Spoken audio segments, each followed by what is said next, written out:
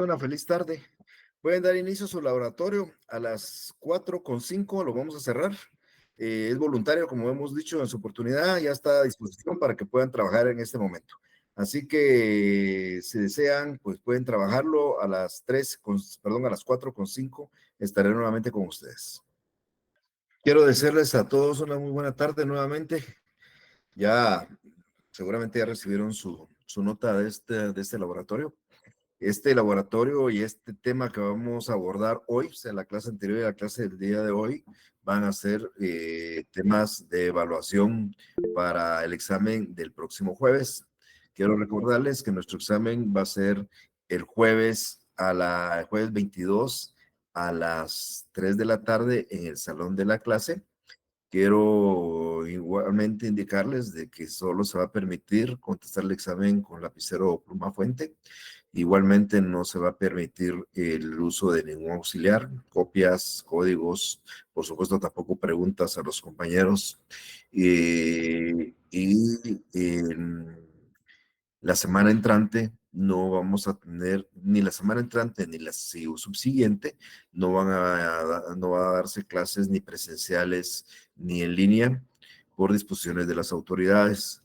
Quiero que sepan esto porque por cuestiones de espacio, de tiempo, de aulas, están suspendidas las clases virtuales y las clases presenciales para la otra semana y para la siguiente. Pues están ustedes completamente involucrados en sus exámenes parciales y el nuestro programado para el otro jueves a las 3 de la tarde.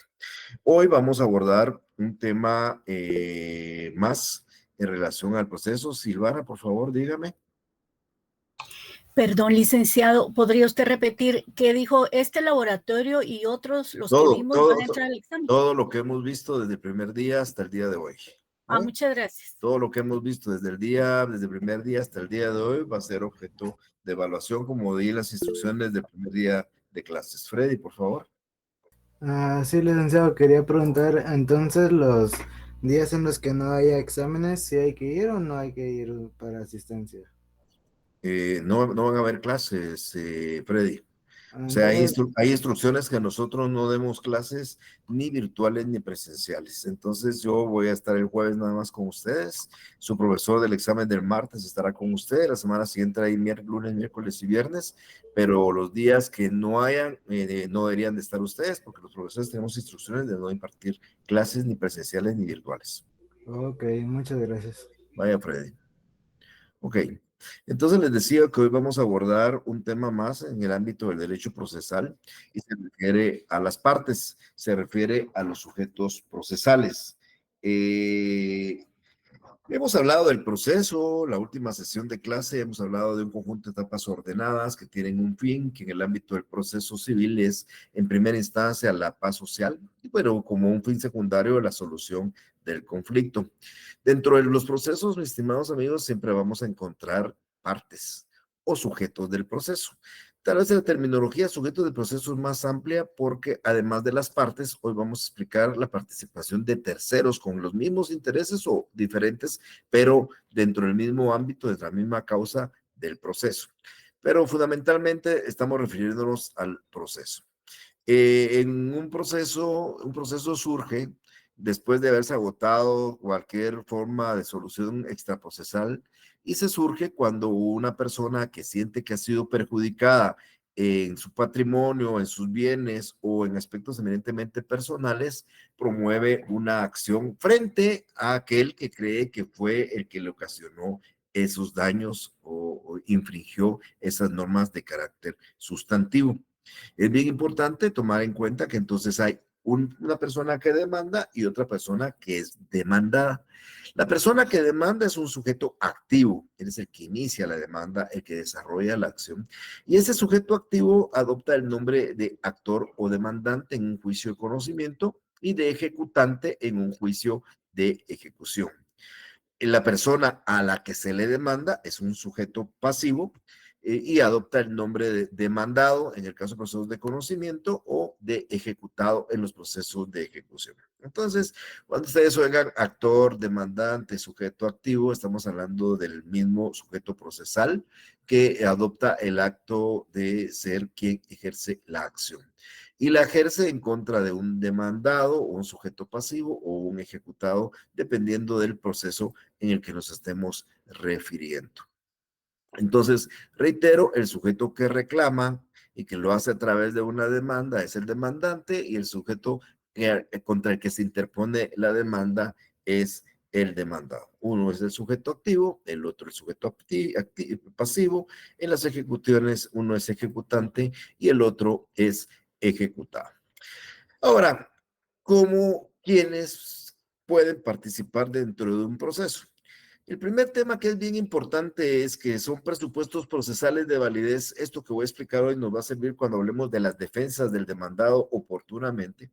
Es que cuando ustedes van a iniciar un proceso, deben de cumplir con ciertos presupuestos de validez. Es decir, vamos a encontrar y vamos a explicar 12 excepciones previas que son medios de defensa depurativos dentro del proceso, que ustedes como abogados del demandado, hablo del demandado o del sujeto pasivo, pueden plantear en contra de la demanda planteada por el sujeto activo. Porque el sujeto activo debe, por ejemplo, plantear la demanda en tiempo. Por ejemplo, debe plantearla ante un juez que sea el competente, debe plantearla quien tiene el derecho de hacerlo. Si es a través de un representante legal, a través del representante legítimamente acreditado. La demanda debe cumplir ciertos requisitos de forma que hay que cumplir. Hay que cumplir también con otros aspectos importantes y de mucha relevancia, como plantear una demanda que no ha sido conocida por otro tribunal, por dar un ejemplo. Entonces, esos son presupuestos procesales de validez que cuando ustedes realizan la demanda tienen que pensar en ellos, porque si ustedes cumplen con ellos, existe la posibilidad que el sujeto pasivo o demandado plantee una defensa que nosotros vamos a conocer como excepción previa. Bueno, la capacidad procesal es un presupuesto procesal. ¿Qué es la capacidad procesal? Esto deviene, y para esto habría que recordar lo que ustedes conocieron de la capacidad como un atributo de la personalidad. Recuérdense ustedes, y de algo platiqué en alguna sesión de clase con ustedes, es que nosotros como personas individuales, naturales, desde que nacemos y aún antes de nacer, se nos da personalidad. ¿Qué es la personalidad? El atributo que el Estado nos da para ser sujeto de derechos y obligaciones. Solo las personas son sujeto de derechos y obligaciones. Y hay personas naturales, como nosotros, los seres humanos, y hay personas ficticias o morales, como los entes, las sociedades o el Estado. Miren, quiero pedirles, por favor, un segundito nada más. No quiero que... Voy a detener un segundo la explicación porque me acaba de informar la computadora que ya tenemos poca batería. Solo déjenme hacer la conexión eléctrica, si son tan amables. Denme un minuto.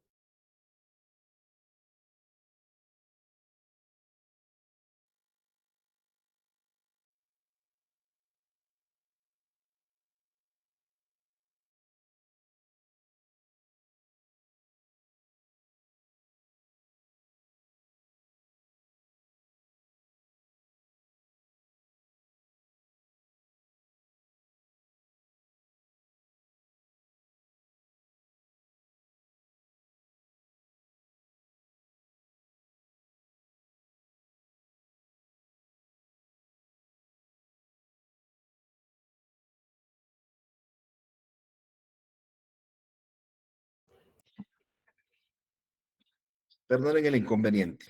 Entonces, yo les decía a ustedes que esta capacidad tiene mucha relación con la capacidad que a nosotros se nos otorga por ser personas. Un atributo de la personalidad, además del nombre, del domicilio, del estado civil, es la capacidad. ¿Y qué entendemos nosotros como capacidad? Desde el ámbito del derecho sustantivo. Pues la aptitud para ejercer derechos y contraer obligaciones. Recuérdense que esta capacidad que la tenemos desde que nacemos se divide en dos: una capacidad que tenemos para ejercer derechos y obligaciones, pero no lo podemos hacer nosotros por sí mismo, que se llama capacidad de goce, y una capacidad que nos permite ejercer nosotros mismos esos derechos y obligaciones, que se llama la capacidad de ejercicio. ¿Cuándo adquiere uno la capacidad de ejercicio? Pues la ley dice que a los 18 años ya adquirimos nosotros la capacidad de ejercicio. Sin embargo, también es importante recordar que hay personas mayores de edad, mayores de 18 años, que no tienen capacidad de ejercicio. ¿Por qué razón? Porque han sido declarados en estado de incapacidad o en estado de interdicción. Entonces, los menores de edad por sí mismos no tienen capacidad de ejercicio y los mayores de edad en estado de interdicción tampoco tienen capacidad de ejercicio. Bueno, la capacidad procesal, que es la capacidad para poder ir a un órgano judicial, actuar por sí mismo dentro del proceso, se llama capacidad procesal y solo la tienen los que tienen capacidad de ejercicio. Eso quiere decir que un menor de edad sí tiene capacidad de goce, puede ejercer derechos y obligaciones, inclusive puede promover una demanda, pero si promueve una demanda no la puede hacer él mismo. Tiene que hacerlo a través de su representante legal. Entonces, quede claro, muy claro. Capacidad procesal es la facultad que vamos a tener nosotros para comparecer por sí mismos ante un órgano jurisdiccional. Eso se llama capacidad procesal. Toda persona tiene derecho de ir a demandar, pero la capacidad procesal solo la que tienen la capacidad de ejercicio y por ende los que pueden ejercer por sí mismo la demanda. Un menor de edad, pues tiene capacidad de goce, pero no va a tener capacidad procesal porque no tiene capacidad de ejercicio. Un mayor de edad declarado en estado de interdicción no va a tener capacidad procesal. Todos los que seguramente me están escuchando en este momento, mayores de edad no declarados en estado de incapacidad, sí tendrían capacidad procesal porque la ley le otorga a ustedes la potestad de ejercer por sí mismo ante los órganos jurisdiccionales. Cualquiera de ustedes comparece, presenta su solicitud y el juez no le va a declarar ni le va a rechazar por falta de capacidad procesal. Contrario a esto, si apareciera un menor de edad presentándose en un memorial, él, entonces es factible que el juez rechace la demanda o es posible que la de parte demandada le alegue a través de una excepción previa, la excepción de la que se denomina falta de capacidad legal para excluirlo dentro del proceso. Por supuesto que esta capacidad que estamos hablando procesal aplica tanto para el sujeto activo como para el sujeto pasivo, porque hoy hablé del actor menor de edad, pero también si queremos demandar a una persona menor de edad o una persona declarada en estado de incapacidad, tenemos que hacerlo a través de su representante legal. O sea, el menor de edad o el declarado en estado de incapacidad puede comparecer a demandar a través de su representante legal. Y cuando se demanda a un menor de edad o a un incapaz, hay que hacerlo a través de su representante legal. No hacerlo de esta manera da la posibilidad, reitero nuevamente, de que exista una excepción de falta de capacidad legal del actor o falta de capacidad legal del demandado. Entonces, concluyo en el tema de que la capacidad procesal viene a constituir simple y sencillamente la potestad de comparecer ante los órganos jurisdiccionales por sí mismos. Y en el caso de los incapaces, pues tienen que hacerlo a través de sus representantes legales. Podemos incluir, por supuesto, porque eso lo dice el Código Civil, que la incapacidad la tienen los menores de edad y la tienen los declarados en estado de interdicción, pero también tienen la incapacidad aquellos que parezcan de ceguera congénita o adquirida desde la infancia y sordomudos, que salvo aquellos que se puedan dar a entender de una forma indubitable.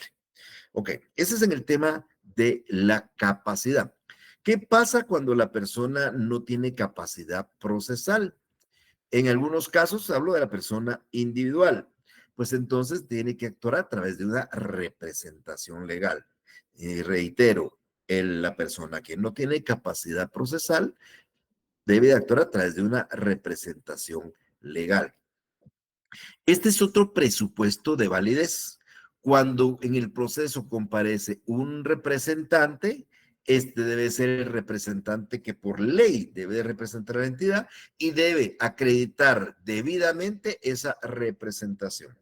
Entonces vamos a encontrar dos clases de representación. Una representación legítima y una representación orgánica. ¿Dónde está la diferencia entre una y otra? Así muy les adelanto. La primera, la legítima, es la representación de las personas individuales. Hago un paréntesis para explicarles que mi particular punto de vista es que toda persona, hablo de ustedes o hablo de unas entidades ficticias, son personas jurídicas. A nosotros nos enseñaron que habían personas individuales y personas jurídicas. pero mi particular punto de vista es que como el derecho nos crea a nosotros, nos da la calidad de personas, entonces realmente somos todos personas jurídicas, pero hay personas jurídicas individuales y hay personas jurídicas colectivas. Yo no voy a cambiar lo que nos enseñaron porque desde que yo estudié la carrera, desde el primer año me decían que habían personas individuales y personas jurídicas y vamos a trabajarla de esa manera. Persona individual, somos todos los seres humanos que somos personas por ser seres humanos y las personas jurídicas pues son todas las entidades ficticias, morales, que son creadas tanto por la ley como por disposiciones que permiten hacerlas para poder ejercer derechos y contraer obligaciones. Esta segunda, la orgánica, es la que recae normalmente en esas personas jurídicas colectivas. La legítima en personas individuales y la orgánica en personas colectivas.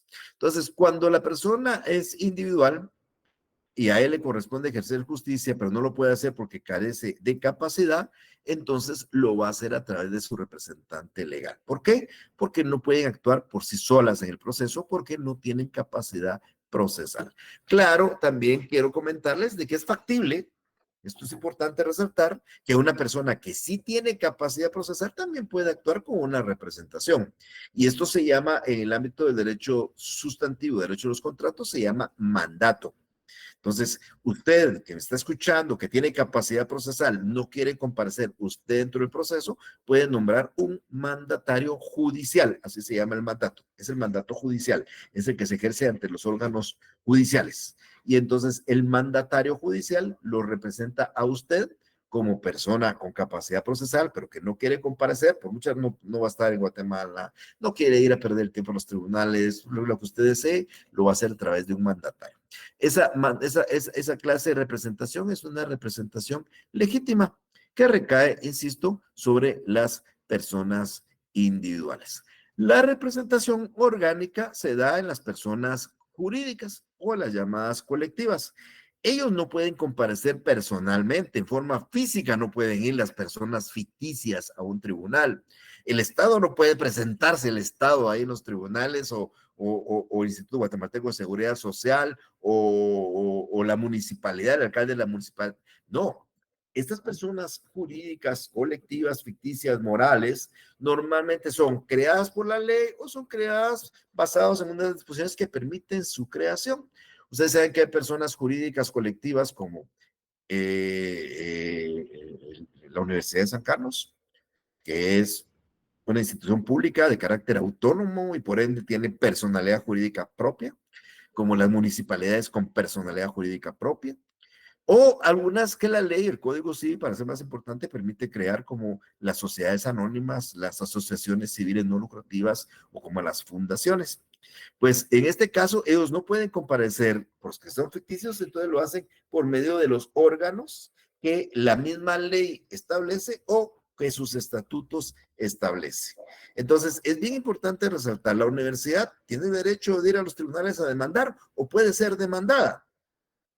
Entonces, la universidad puede ser demandada y lo va a hacer a través de su representante legal. Va a demandar a través de su representante legal. Las municipalidades pueden demandar a través de su representante legal. El Estado lo puede hacer. Las sociedades anónimas igual. Las fundaciones igual. A través del representante que la ley o sus estatutos establecen como su representante. Si comparece a alguien que la ley no dice que es el representante o comparece a alguien que los estatutos no establecen como representante, aquí hay una falta de representación. Normalmente se llama falta de personería, no es el personero, porque la ley no le da esa calidad. Y cuando comparece el personero, pero no acredita fehacientemente su representación, también va a haber una falta de personería. Entonces, la representación legítima es de las personas individuales. Esa representación, insisto, es un presupuesto de validez. Si la universidad, voy a dar un ejemplo en este momento, o varios voy a dar, si la universidad, su ley orgánica dice que el representante es el rector, pero quien comparece es uno de los miembros del Consejo Superior Universitario, Aquí hay falta de personería, porque la ley dice que el representante es el rector, no los miembros del Consejo Superior Universitario.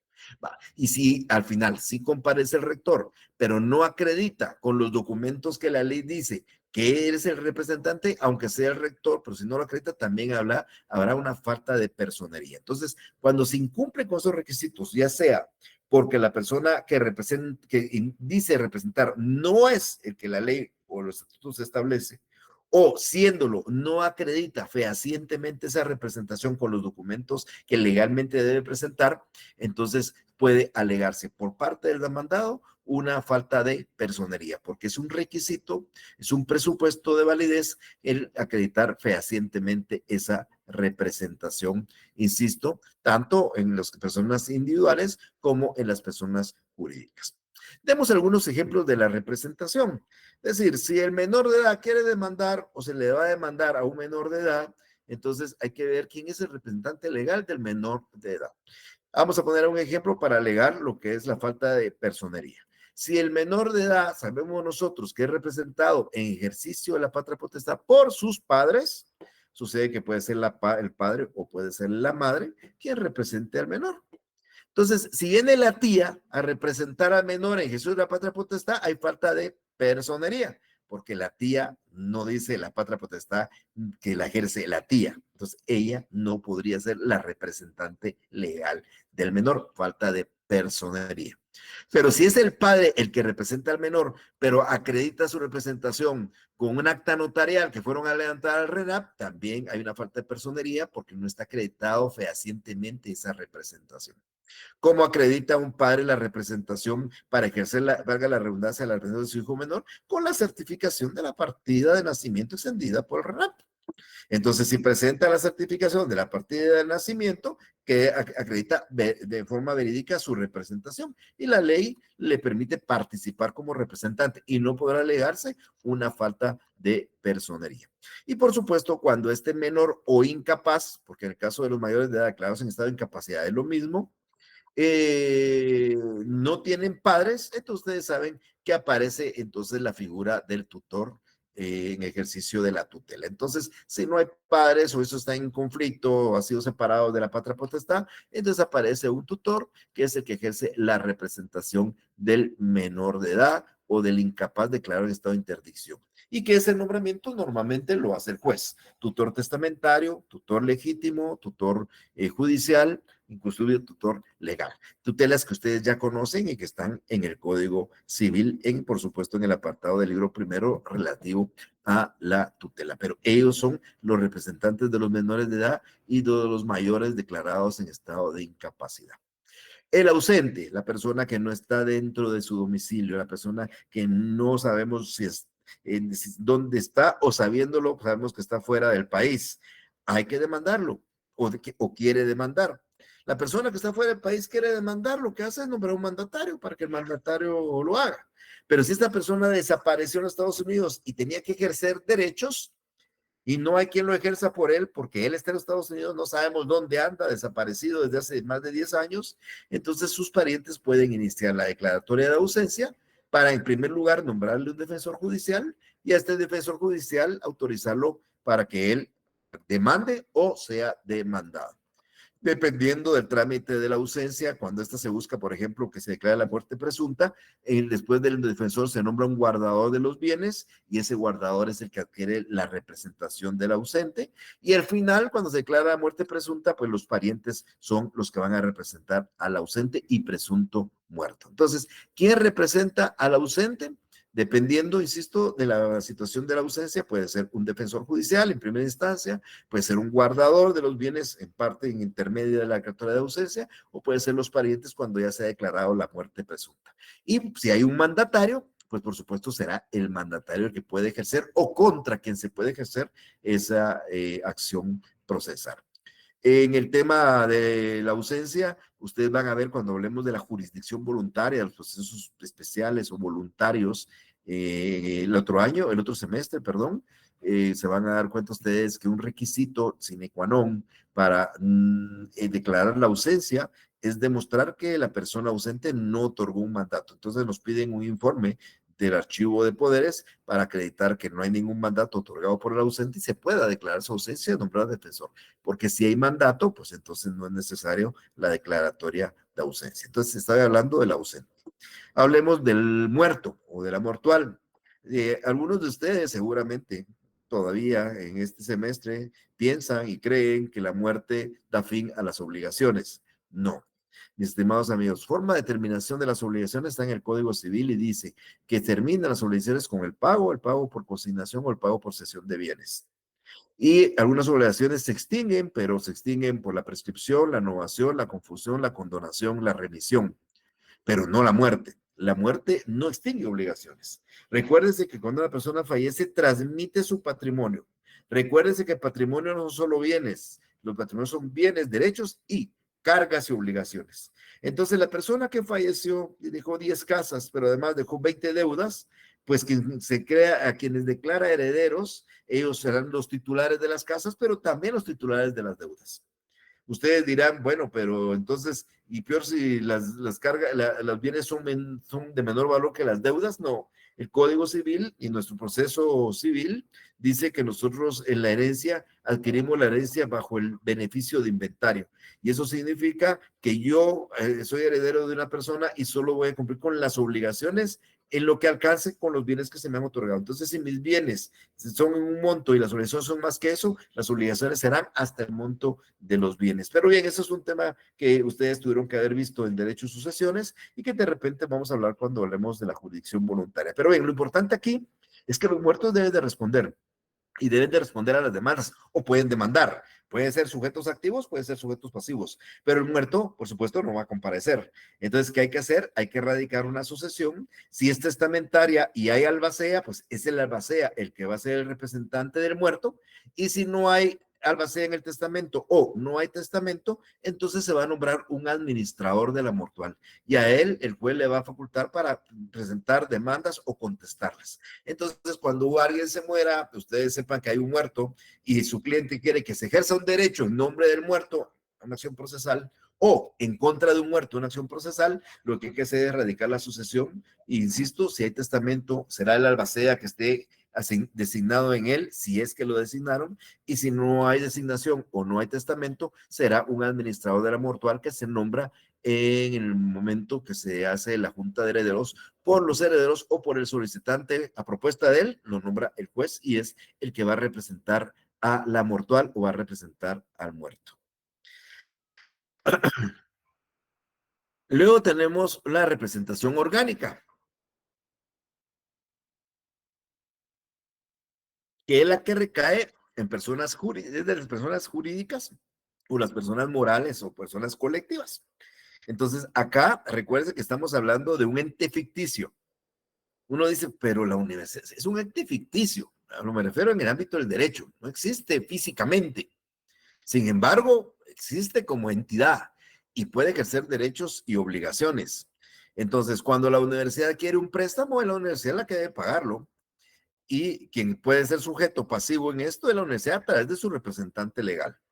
Pero ¿quién establece quién es el representante legal de estas personas jurídicas o morales? Eso está establecido dependiendo. Cuando normalmente son instituciones autónomas, lo dice la ley. Y cuando son entidades no autónomas, entidades privadas como las asociaciones o fundaciones, lo dicen sus estatutos. Y eso también está establecido, por supuesto,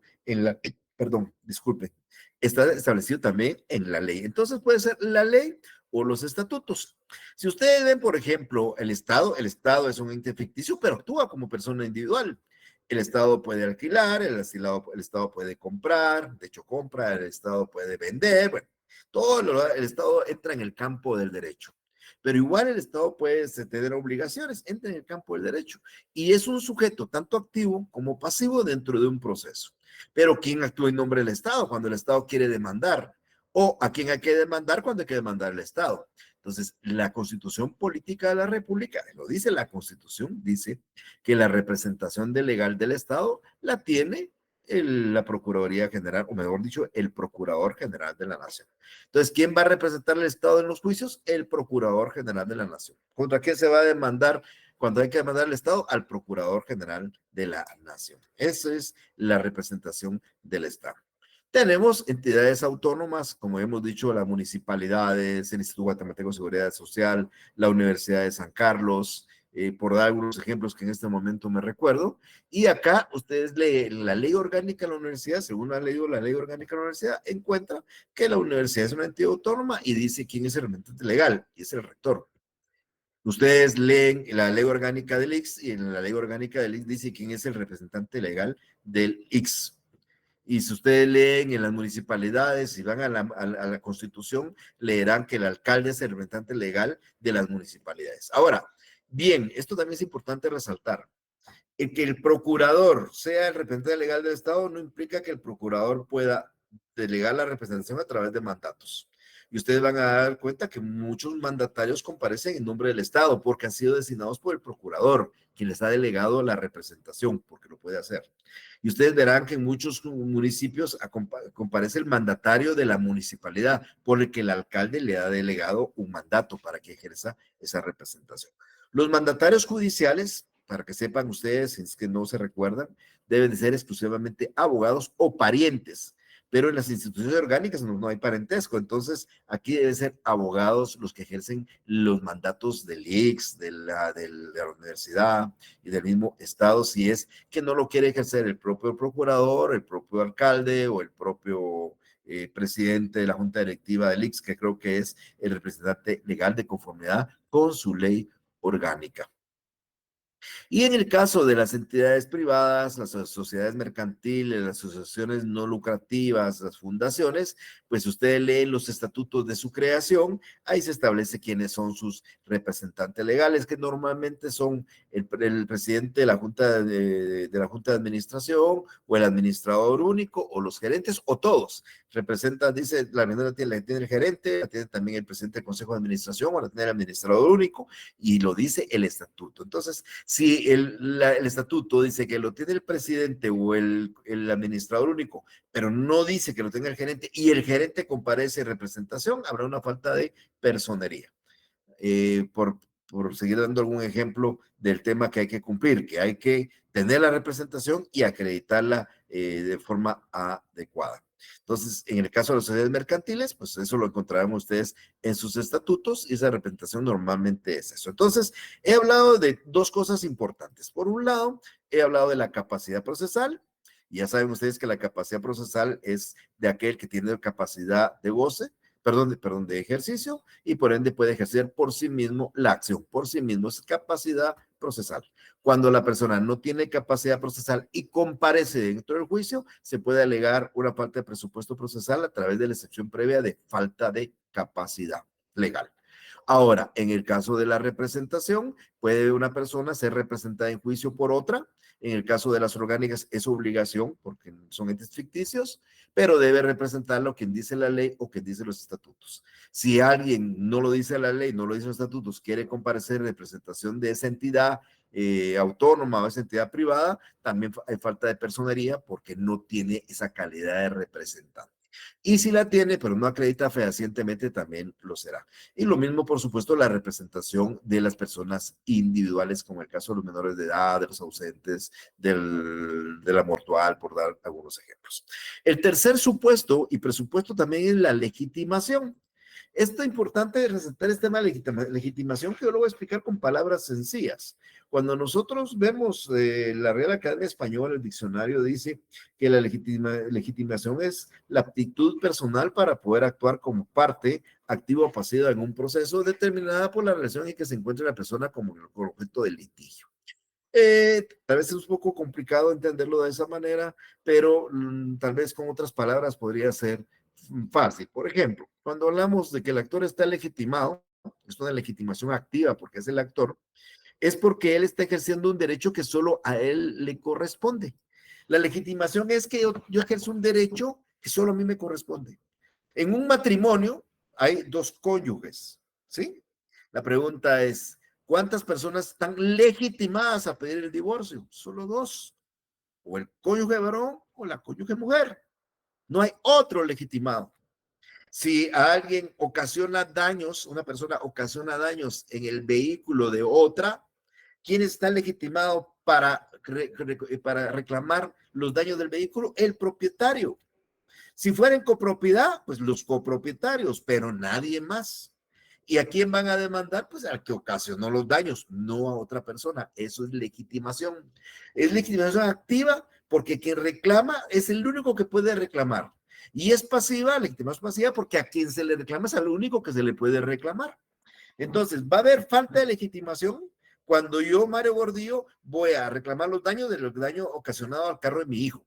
No tengo legitimación porque no es un derecho mío, no me corresponde a mí reclamar los daños de un bien ajeno, sino solo a él. Y va a haber legitimación pasiva cuando a Mario Gordillo le vienen a reclamar los daños que ocasionó su hijo con el carro de él a otra persona. ¿Y yo qué tengo que ver? Ah, bueno, es que como usted es el papá y usted tiene bienes y tiene patrimonio, lo demanda a usted, no mandó, pues si lo ocasionó fue él y él es el dueño del carro. Solo él puede ser demandado. Esa es legitimación pasiva.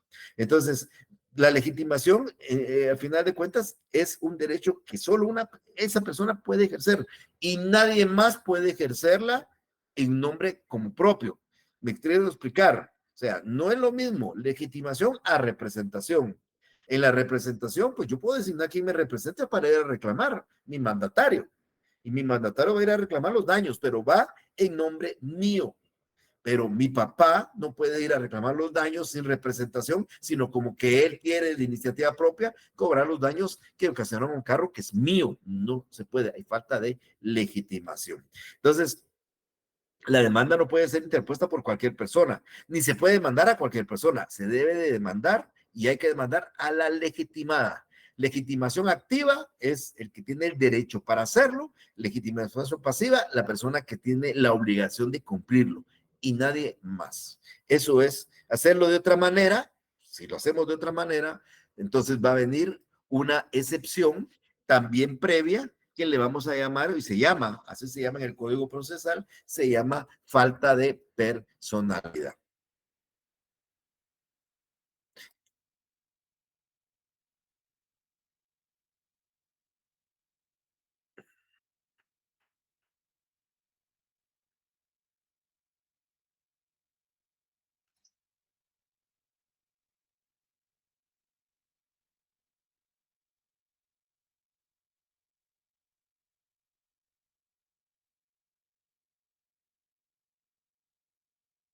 Tal y como aparece ahora en la presentación, yo me adelanté un poquito a los acontecimientos, pues la falta de legitimación de la causa, tanto falta de legitimación del actor o falta de legitimación del demandado, hace proceder una excepción previa de falta de personalidad. Amigas y amigos, cuando se siente frente a ustedes en su oficina un cliente y le diga, mire, quiero reclamar los daños que le ocasionaron a la casa de mi hija, le va a decir, ¿y su hija está de acuerdo? No, ella no quiere, pero yo quiero, pues no puede. La única que tiene el derecho es la propietaria. Solo ella vele y usted no tiene legitimación. La que tiene legitimación es ella. Ok, mire, dice que sí está interesada, pero no quiere ir, ella quiere que yo la represente. Y aquí traigo una carta donde dice que yo puedo ser su representante. Ok, usted puede ser representante, pero la carta no es el documento idóneo para crear. Usted quiere, otorgue un mandato, hágalo ante un notario en escritura pública y ese testimonio debe de registrarlo en el archivo de poderes. Si no se hace de esa manera, entonces también hay una falta de personería. En la primera había una falta de legitimidad, porque no es usted. Ahora que trae la representación hay una falta de personería, porque no, aunque ella quiere, el mecanismo que le está diciendo no es ese. Esas son presupuestos procesales de validez que debemos de cumplir en el proceso y de no cumplirlo, pues estamos sujetos a esa forma de defensa.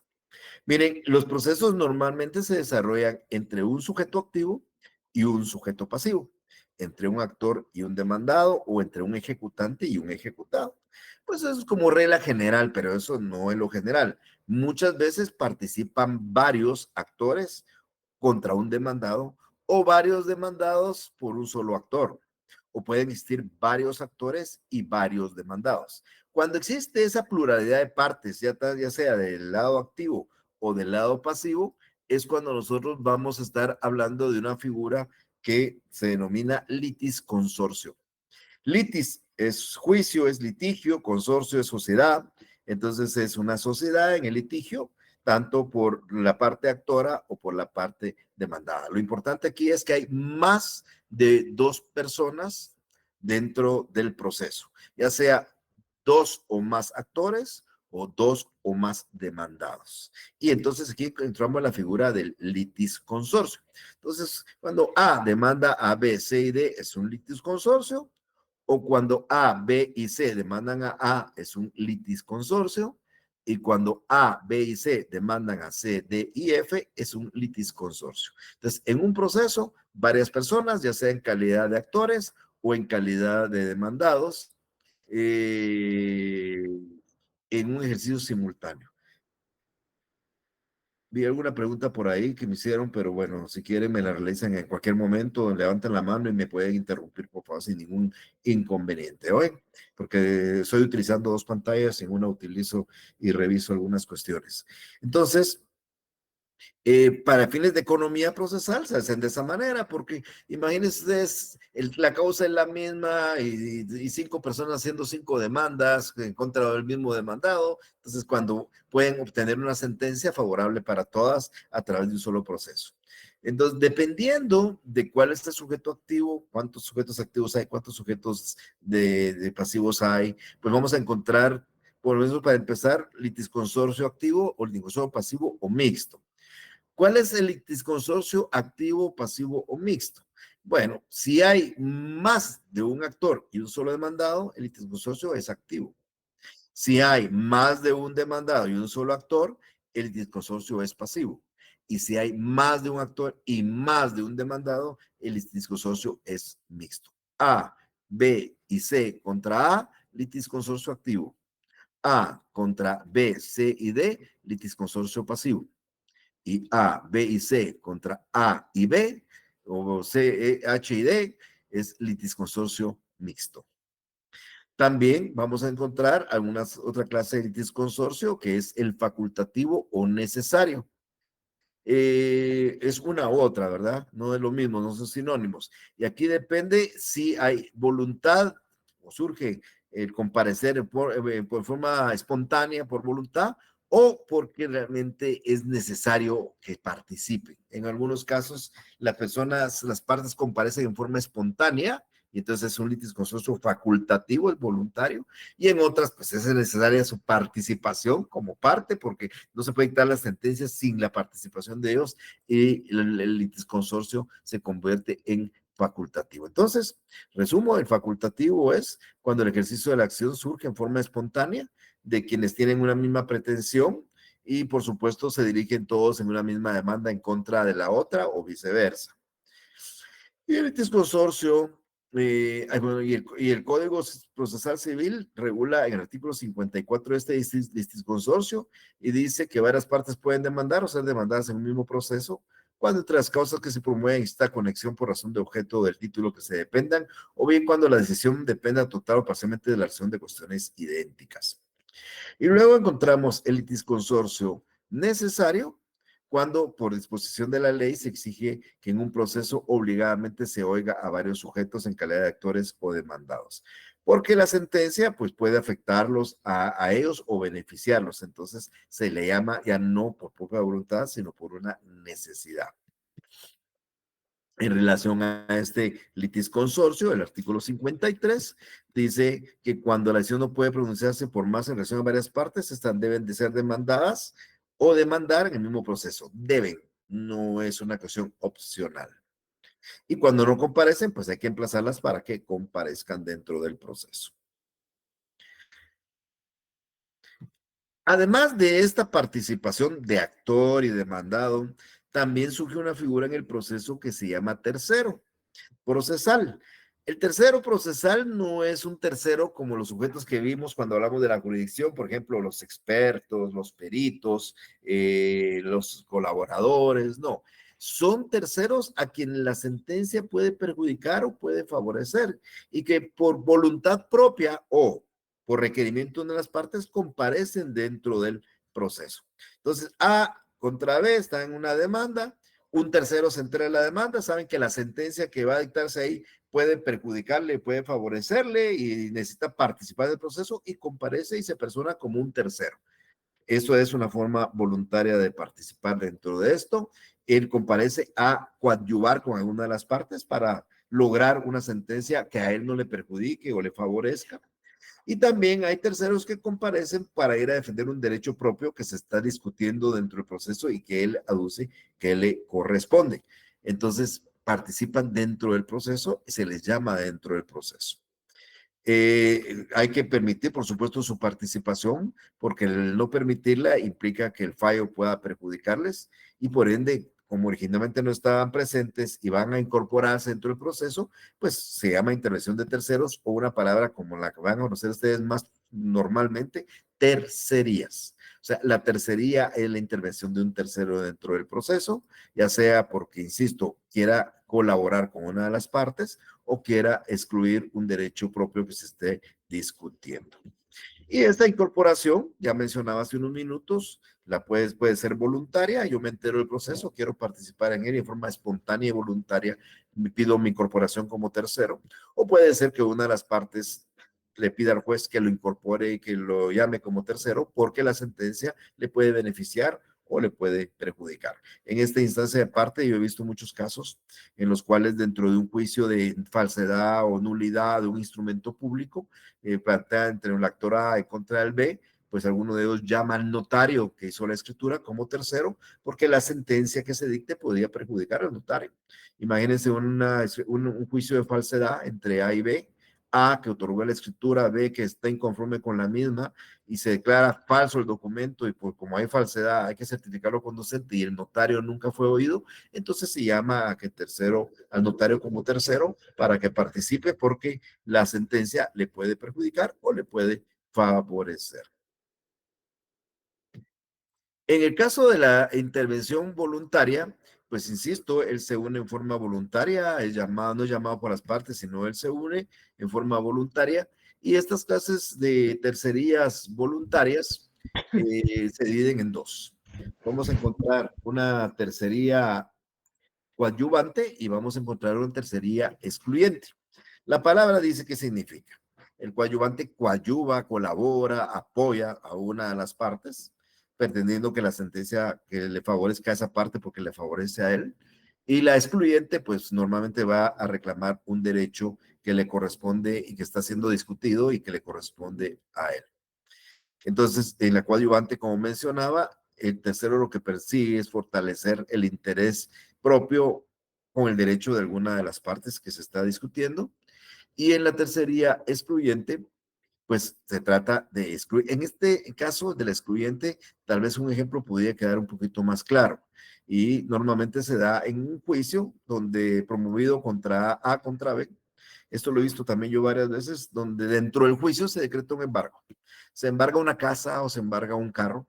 Y sucede que aunque la casa en el registro aparece el nombre de A, que es el demandado, o el carro aparece el nombre de A, que es el demandado, sucede que esa casa o ese carro ya no eran de A, sino eran de C, que hace rato la compró, que por alguna circunstancia no hizo el traspaso, y entonces él comparece dentro del juicio para pedir que se excluya ese embargo, acreditando que él es el propietario. Esa se llama una tercería excluyente, porque lo que pretenden, insisto, es tratar de excluir un derecho que a él le corresponde. Por eso se llama tercería excluyente de dominio, normalmente excluyente de dominio.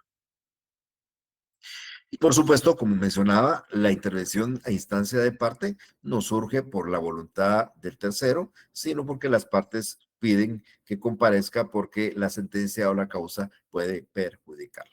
Bien, esta es más o menos la idea de este tema en relación a los sujetos procesales.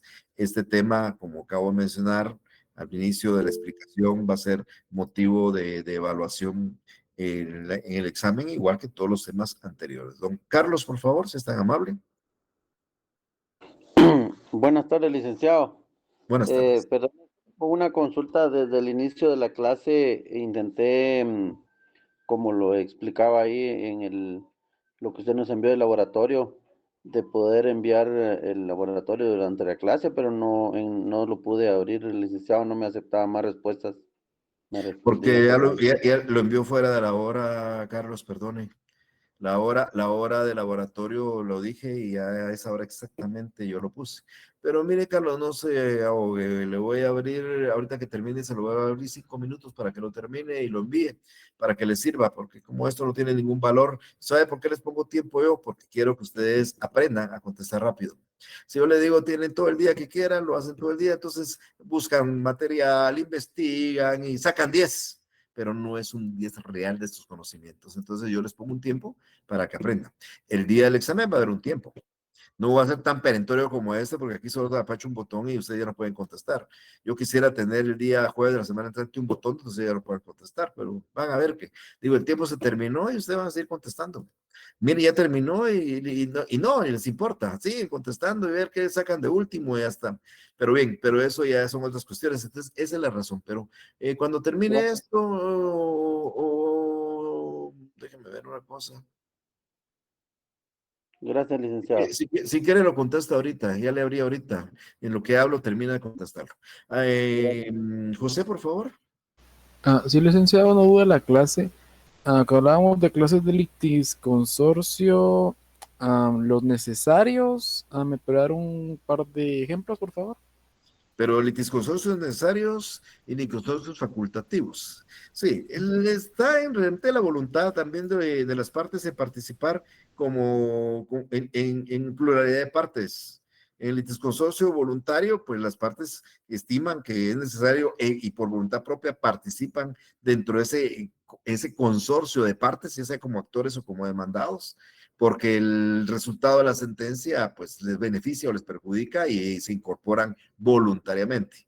En el necesario se pide la incorporación de esta persona porque la sentencia que se va a dictar le va a afectar y nunca fue llamado. Entonces se le pide al juez para que lo incorpore como parte, ya sea como parte actora o como parte demandada. Nunca fue demandado. Voy a regresar al ejemplo que también aplica del tema de la escritura falsa.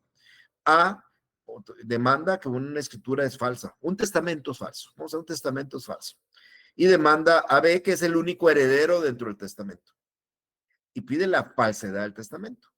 Y A demanda a B por la falsedad del testamento, pero nunca llaman al notario que hizo el testamento.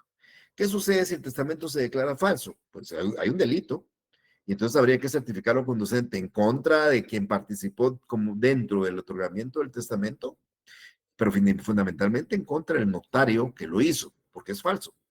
Entonces, acá no de una forma voluntaria, que también el notario podría participar voluntariamente, incorporarse y decir, mire, yo quiero ser parte, voy a hacer que me demanden porque yo quiero defenderme, y normalmente no va a pasar, pero sí lo pueden llamar y decirle, mire, también llámese un parte demandada al notario, porque él fue el que la faccionó y la sentencia al dictarse le va a perjudicar a él si se declara falsedad.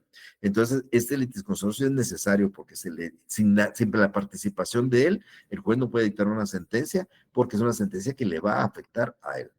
En un juicio yo tuve un caso, por darle un ejemplo, donde se pidió la nulidad de un negocio jurídico porque la persona que reclamaba eso decía que se había hecho la venta, su papá había vendido, no a la mamá de él, pero sí a la esposa de él, no a la mamá de él, pero sí esposa de él, un bien. El papá había vendido el bien a su esposa y a sus 3 hijas, y se excluyó a un hijo fuera de matrimonio. Este hijo fuera de matrimonio planteó la nulidad de ese negocio jurídico bajo el argumento de que no puede venderse entre cónyuges, muy claro. La ley dice, la venta entre cónyuges es prohibida. Y en la escritura, A le vendió a su esposa y a sus 3 hijas. El problema fue que cuando presentaron la demanda a este hijo, solo demandaron a la esposa y no demandaron a las hijas. Y así se fue todo el juicio. Cuando a mí me hablaron, me vinieron a platicar del caso, ya se había dictado 1 y 2 sentencias, primera y segunda instancia, y se había declarado con lugar la nulidad. Cuando yo vi ese error, me fui a un amparo alegándole a la Corte de Constitucional que se había violado el derecho de las 3, porque se demandó solo a la mamá y no se demandó a las hijas, y la sentencia declaraba nulo el negocio jurídico, pero las 3 hijas nunca fueron citadas, oídas y vencidas. Se incurrió en un grave error que me permitió que otorgara un amparo y repetir todo el juicio. Pero en la realidad, lo que tuvo que haberse hecho era llamar a las, si no se había notificado en la primera, llamar a estas 3 como parte de demandadas también, porque a ella les perjudicaba o les beneficiaba la sentencia. Y ese hubiera sido un litisconsorcio necesario. Voluntario, si ellas comparecen en propia voluntad, y necesario si es fundamental su participación, porque la sentencia, que así fue, afectaba el derecho de ellas y nunca fueron citadas, oídas y vencidas. Muchas gracias, licenciado, me quedó muy claro. Vaya, José. Bueno, si ya no hay ninguna duda, el jueves de la semana entrante a las 3 de la tarde en el salón de clases. Allá nos vemos. Tengan feliz tarde. Feliz tarde, Liz, muy amable. Feliz tarde, licenciado. Feliz tarde, licenciado. Gracias, Liz. Feliz tarde. Feliz tarde, Lic.